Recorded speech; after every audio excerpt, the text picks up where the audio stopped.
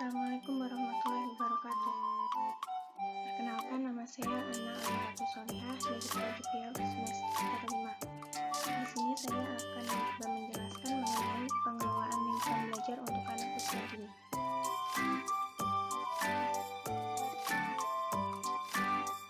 Lingkungan belajar anak usia dini.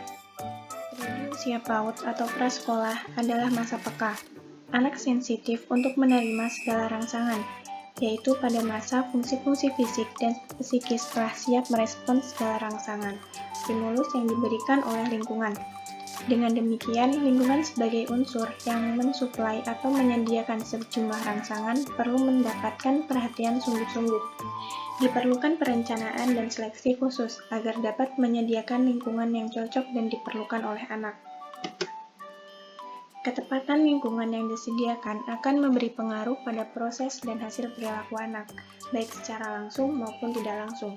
Suatu lingkungan belajar yang benar mampu mengembangkan berbagai dimensi perkembangan anak secara optimal. Dapat dikatakan bahwa lingkungan merupakan salah satu faktor penentu kunci keberhasilan dalam membangun kemampuan dan perilaku anak. Implikasinya adalah bahwa penyediaan lingkungan bagi anak hendaknya mendapat prioritas, apalagi jika lingkungan tersebut merupakan lingkungan belajar. Pengertian lingkungan belajar. Kata lingkungan berasal dari perpaduan kata lingkungan dan belajar. Secara sederhana, dapat dirumuskan pengertian lingkungan belajar yaitu suatu tempat atau suasana yang memengaruhi proses perubahan tingkah laku manusia. Tentu saja, manusia tersebut adalah pelajar sebagai subjek yang berada di lingkungan tersebut. Dari penjelasan tersebut, dapat dilanjutkan bahwa perubahan-perubahan yang diakibatkan lingkungan dapat bersifat menetap dan relatif permanen. Semakin kuat pengaruh lingkungan tersebut, maka perubahan yang akan terjadi pada subjek belajar diprediksikan akan semakin tinggi pula. Menurut Hamalik, lingkungan adalah segala sesuatu yang ada di alam sekitar yang memiliki makna atau pengaruh tertentu kepada individu. Lingkungan adalah segala sesuatu yang di sekeliling manusia yang dapat memengaruhi tingkah laku secara langsung maupun tidak langsung. Sedangkan lingkungan belajar menurut Muhammad Saroni adalah segala sesuatu yang berhubungan dengan tempat proses pembelajaran dilaksanakan. Lingkungan ini mencakup dua hal, yaitu lingkungan fisik dan lingkungan sosial. Inilah kehebatan pengaruh lingkungan terhadap perilaku seseorang. Lingkungan belajar merupakan sarana yang dengannya para pelajar dapat mencurahkan dirinya untuk beraktivitas, berkreasi, termasuk melakukan berbagai manipulasi banyak hal hingga mereka mendapatkan sebuah perilaku baru dari kegiatannya itu. Dengan bahasa lain, lingkungan belajar dapat diartikan sebagai laboratorium atau tempat bagi anak untuk bereksplorasi, bereksperimen, dan mengekspresikan diri untuk mendapatkan konsep dan informasi baru sebagai wujud dari hasil belajar. Lingkungan belajar indoor untuk anak usia dini. Untuk mendapatkan ruang kelas yang ideal, kita perlu memperhatikan pengaturan dan penataan ruang kelasnya. Ruang bermain indoor untuk anak biasanya berupa ruangan yang luas berbentuk persegi panjang, namun memiliki beberapa pembatas yang memisahkan satu area dengan area lainnya. Di setiap sudut ruangan juga biasanya disediakan tempat penyimpanan bahan-bahan yang dapat dipergunakan untuk beraktivitas.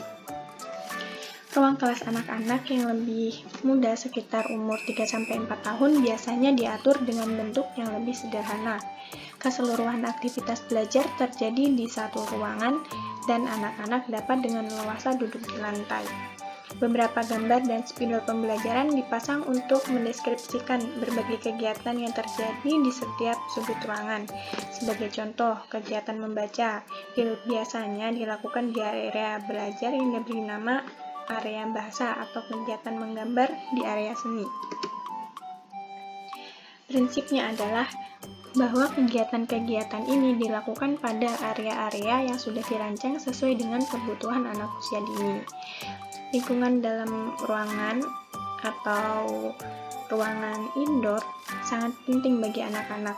Lingkungan atau ruangan indoor harus akrab dan juga menghibur, mengurangi transisi dari suasana di rumah. Hal ini melibatkan lingkungan fisik dengan perabotan yang lembut, ruangan kecil dan ruangan yang sepi. Pengaturan ruangan terbaik memudahkan transisi dengan melayani dan juga mengawasi semua anak. Prinsip umum penataan ruang dalam lingkungan belajar indoor. Yang pertama yaitu ada arah ruang, yang kedua ada ukuran ruang, yang ketiga ada atap, yang keempat ada penataan dinding dan pemilihan warna ruang, yang kelima ketinggian atap dan langit-langit. Yang selanjutnya yaitu lingkungan belajar outdoor untuk anak usia dini. Kegiatan di luar ruangan merupakan suatu bagian integral dari program pendidikan anak usia dini. Bagi Froebel, taman bermain anak-anak itu bersifat alamiah. Anak-anak memelihara kebun, membangun bendungan aliran air, memelihara binatang, dan melakukan permainan. Pada umumnya, mereka melakukannya di luar ruangan atau di outdoor space. Selain anak menyukai udara bebas dan areanya yang luas, kegiatan di luar juga lebih banyak menyediakan berbagai fasilitas yang dapat dimanfaatkan anak untuk membantu perkembangannya. Lingkungan belajar di luar kelas seyogyanya tidak hanya berperan sebagai tempat bermain, melainkan juga sebagai tempat anak mengekspresikan keinginannya. Lingkungan ini merupakan tempat yang sangat menarik, di mana anak-anak dapat tumbuh dan berkembang. Ketika anak-anak bermain di luar, mereka menunjukkan ketertarikan serta rasa ingin tahu yang tinggi, karena lingkungan di luar kelas selalu penuh kejutan dan kaya akan perubahan. Di luar kelas, anak-anak dapat mempelajari berbagai hal serta mengoptimalkan semua aspek perkembangannya. Nah, melalui aktivitas di luar ruangan atau outdoor, semua bagian perkembangan anak dapat ditingkatkan. Hal ini terjadi karena aktivitas outdoor melibatkan multi aspek perkembangan anak. Aktivitas outdoor lebih berperan dalam mengintegrasikan sensoris dan berbagai potensi yang dimiliki anak. Hal ini termasuk perkembangan fisik, keterampilan sosial, dan pengetahuan budaya, serta perkembangan emosional dan intelektual. Prinsip umum pembelajaran outdoor diantaranya yaitu yang pertama, memenuhi aturan keamanan. Yang kedua, melindungi dan meningkatkan karakteristik alamiah anak. Yang ketiga, desain lingkungan harus didasarkan pada kebutuhan anak. Dan yang terakhir yaitu, secara estetis harus menyenangkan. Lalu tujuan pengelolaan lingkungan belajar.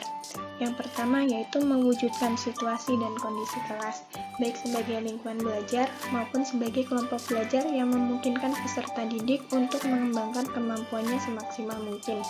Yang kedua yaitu menghilangkan berbagai hambatan yang berada di lingkungan belajar yang dapat menghalangi proses interaksi belajar mengajar.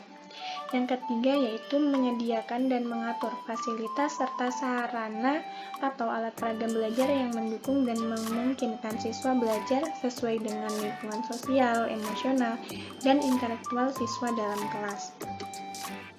Sekian yang dapat saya sampaikan. Banyak kurangnya mohon maaf. Wassalamualaikum warahmatullahi wabarakatuh.